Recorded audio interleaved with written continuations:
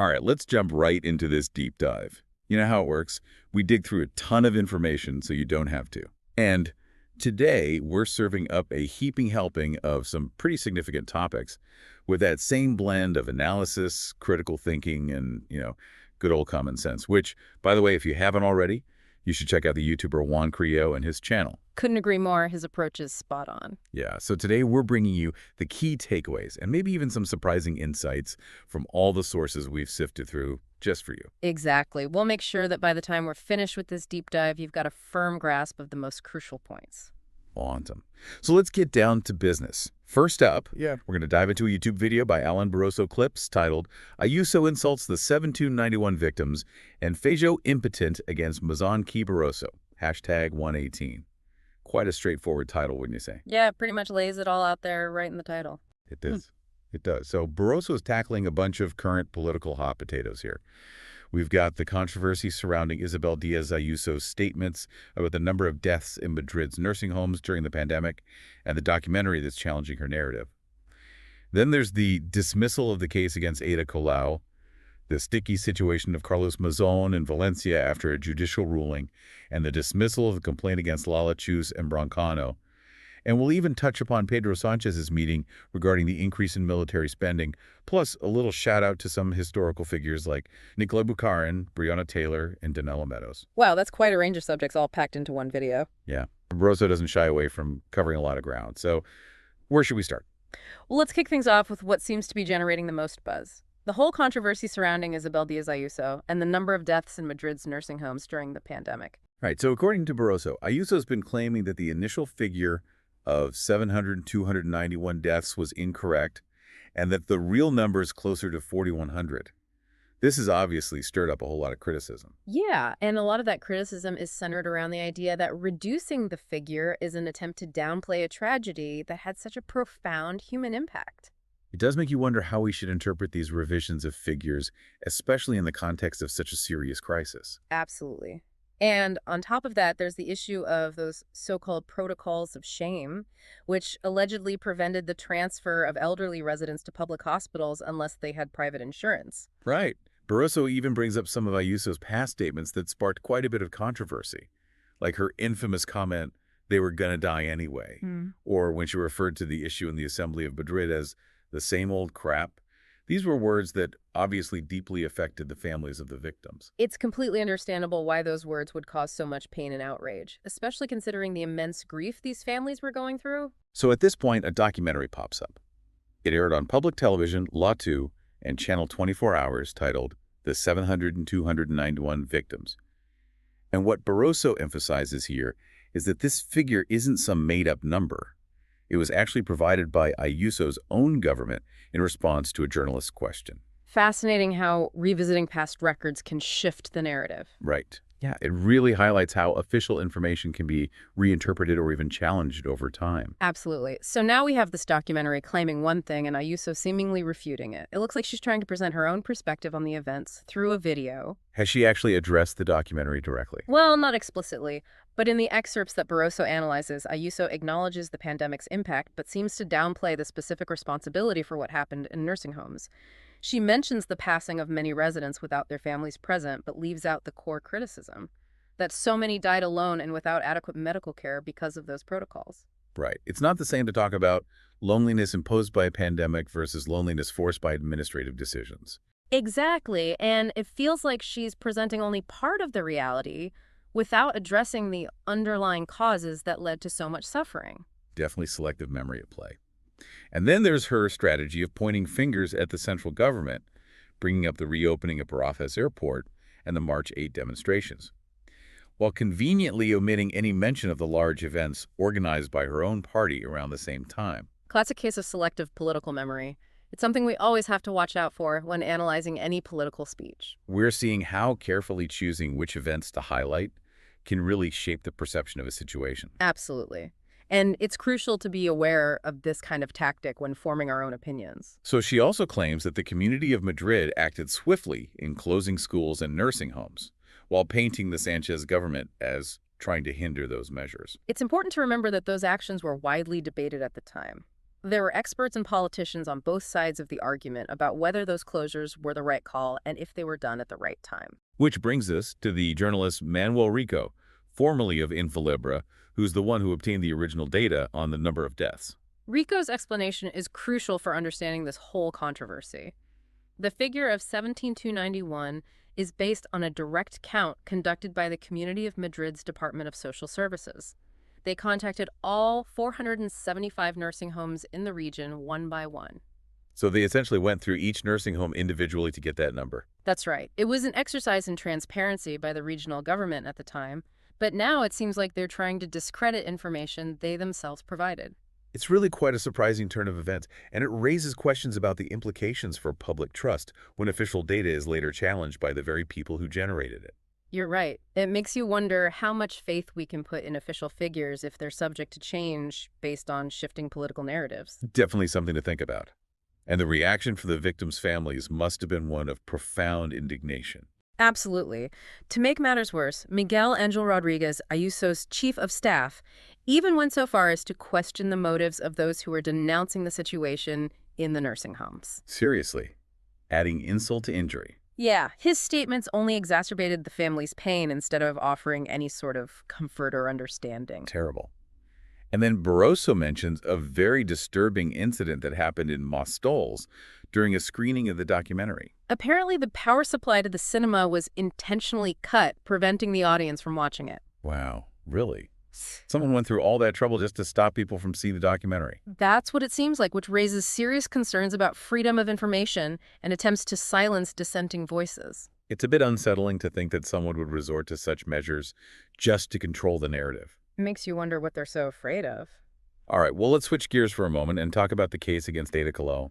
Okay, so after 3 years of legal proceedings, the case against the former mayor of Barcelona for alleged irregularities in the awarding of subsidies to social entities has been dismissed. So it's finally over. It is, and Barroso points out that this dismissal happens right after Colau left office. He even brings up the term lawfare. This concept suggests that legal procedures can be strategically used to intimidate or discredit an opponent.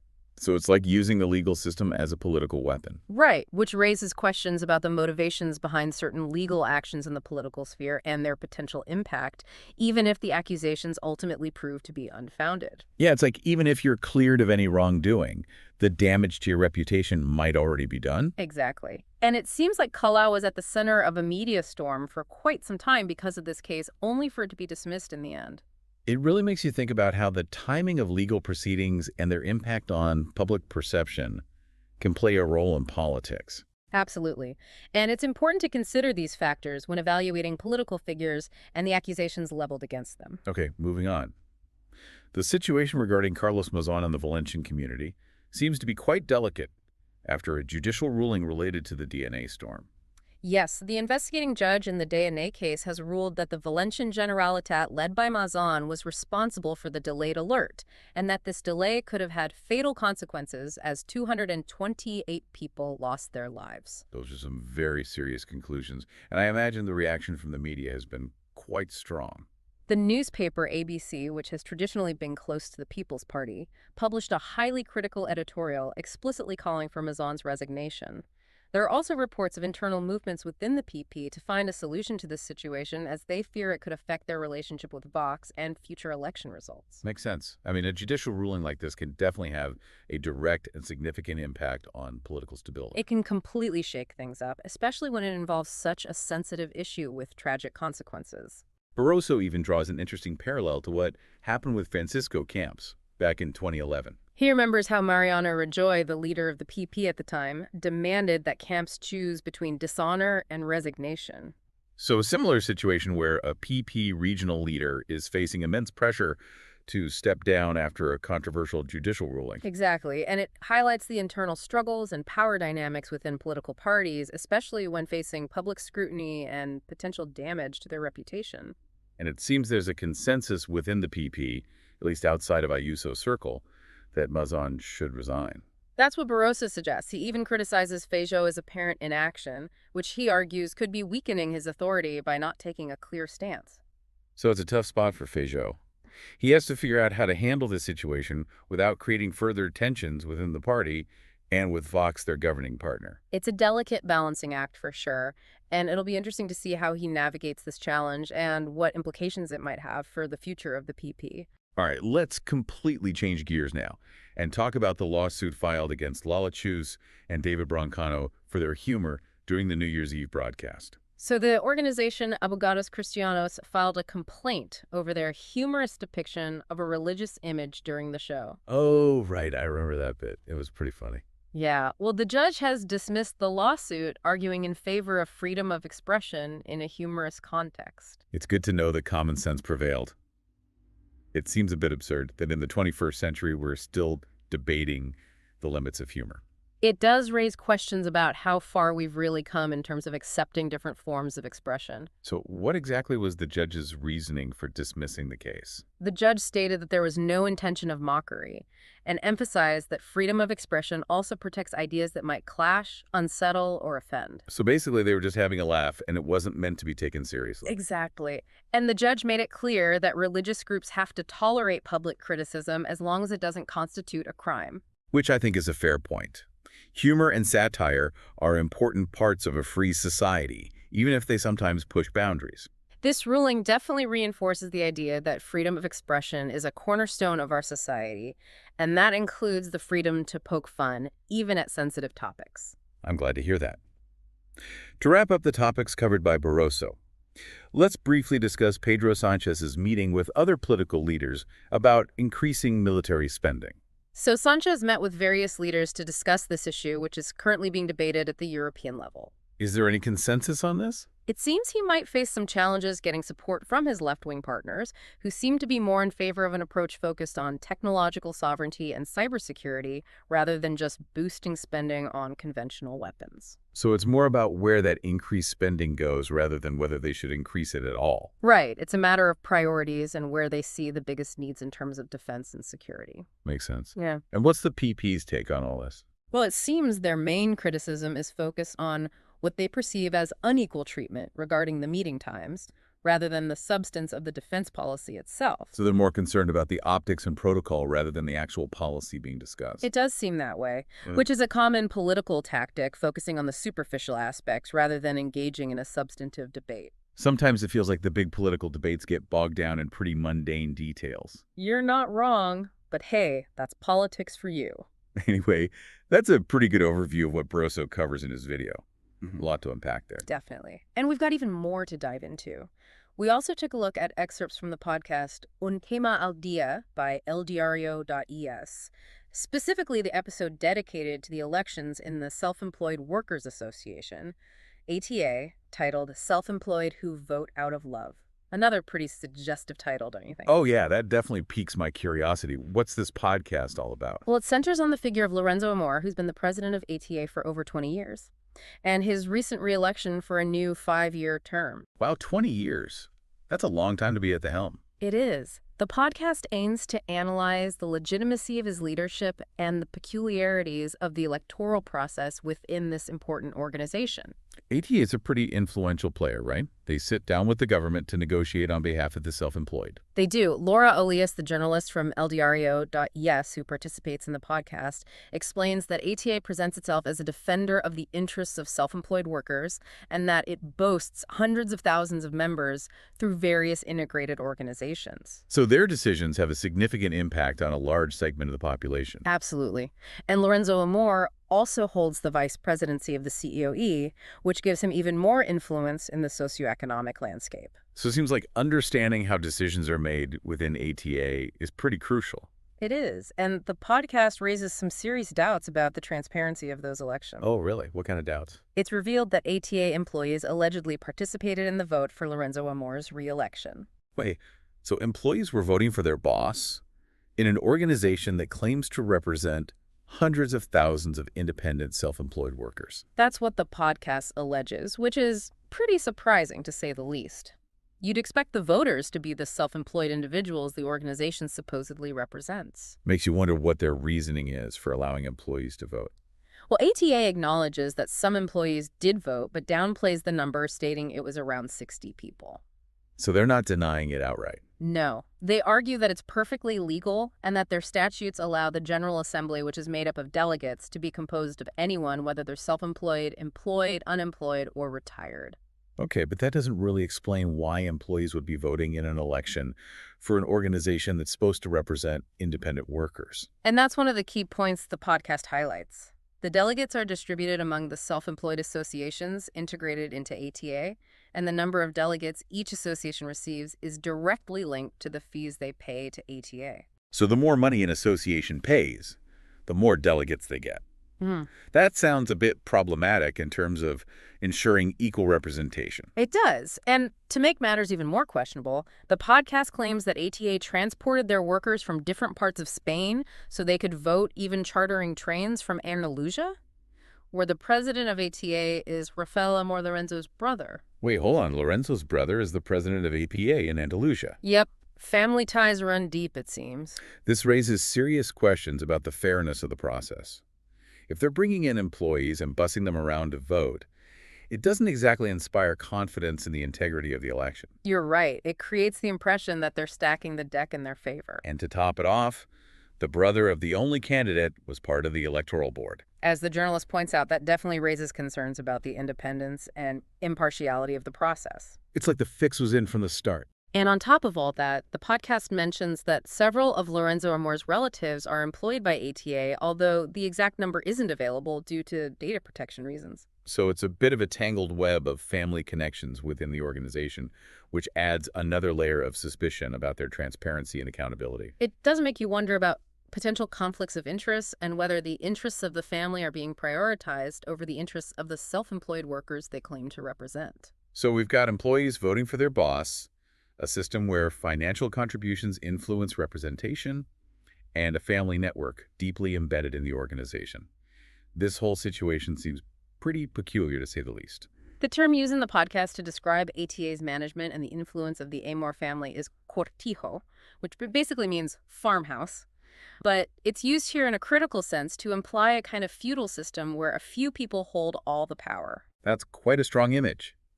And it makes you wonder if an organization with these internal dynamics can truly represent the interests of a group as diverse as the self-employed, which includes everyone from small entrepreneurs to large business owners who are also registered as self-employed. It's a valid concern because the interests of a small entrepreneur who's barely scraping by can be vastly different from those of a wealthy business owner with multiple employees. Exactly. And they both fall under the umbrella of self-employed. So how can one organization effectively represent such a wide range of needs and interests? It's a complex question, and the podcast points out that Lorenzo Amor, as vice president of the CEOE, has often advocated for positions more aligned with business interests, such as his opposition to raising the minimum wage. So it seems like his priorities might lie more with the big players than with the struggling entrepreneurs. That's the implication, which raises doubts about who ATA truly prioritizes when negotiating and defending the interests of its members. So this podcast is essentially casting serious doubts on ATA's true representativeness and the legitimacy of its leadership. It is. It highlights the lack of a clear and transparent system for determining which organizations are truly representative of self-employed workers in Spain, unlike what exists for trade unions representing salaried workers. Right, there are mechanisms in place to ensure that trade unions are actually representing the workers they claim to represent. Exactly. But it seems that's not the case for organizations representing the self-employed, which leaves a lot of room for manipulation and power imbalances. So Lorenzo Amor, getting reelected with 95% of the votes in a process with these characteristics, raises fundamental questions about who ATA really represents and with what legitimacy they negotiate laws that affect all self-employed workers in the country. It's a crucial issue that affects a large portion of the workforce. And it's important for people to be aware of these dynamics and to question whether their interests are being adequately represented. Absolutely. It's a very relevant topic that exposes the complexity of representing the self-employed in Spain and the need for greater transparency within the organizations claiming to defend their interests. Couldn't have said it better myself. It's about ensuring that the voices of all self-employed workers are heard and that their interests are genuinely taken into account. So we've covered a lot of ground today. We've delved into political controversies, questioned the representativeness of employer associations, and explored the different narratives presented in the media. It's been quite a journey. through the twists and turns of political maneuvering and the murky waters of organizational power dynamics. And now to bring it all back to you. After listening to all of this, I want to leave you with a final thought to ponder. How do you think the lack of transparency in the internal processes of organizations, whether they're political or social, affect the trust we place in them and their ability to truly represent the interests of their members? It's a question worth reflecting on because it gets to the heart of how our society functions and how power is distributed and exercised. Absolutely. And on that note, Hola, si estás escuchando esto, suscríbete que lo tienes por aquí debajo, es completamente gratuito. y por supuesto, regálame tu like para que este video llegue a muchas más personas.